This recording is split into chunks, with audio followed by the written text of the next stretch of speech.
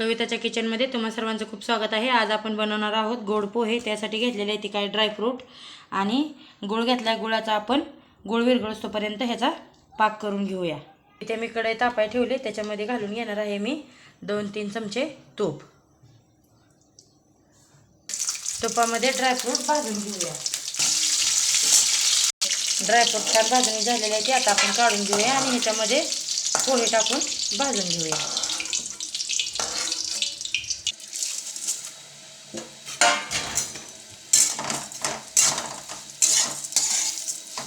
पोहे छान असे लालसर रंग येईपर्यंत मंद आचेवर भाजून घेऊया। इथे मी बघा असा गुळ विरघळेपर्यंतच उकळवून घेतलेला आहे। पोहे असे लालसर भाजून झाले ते आता ह्याच्यामध्ये आपण गुळाचं मिश्रण घालून घेऊया।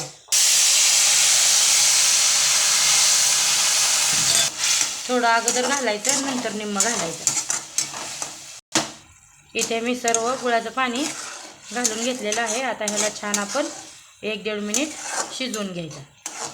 त्याच्यावर ते ताट झाकून आपण एक मंद आचेवर 1.5 मिनिट शिजवून घेऊया।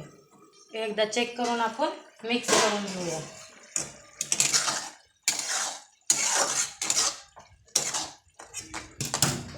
ह्या स्टेजला आपण इथे ड्रायफ्रूट घालून घेऊया।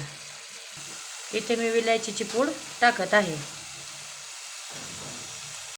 छान ह्याला आता मिक्स करून घेऊया। हे पहा, आपले झटपट गोड पोहे खाण्यासाठी तयार आहेत। इथे मी गॅस आता बंद करून घेणार आहे आणि वाढून घेणार आहे। हे पहा, आपले गोड पोहे खाण्यासाठी तयार आहेत। तुम्हाला जर व्हिडिओ आवडला असेल तर लाईक आणि सबस्क्राईब करायला विसरू नका बरं का।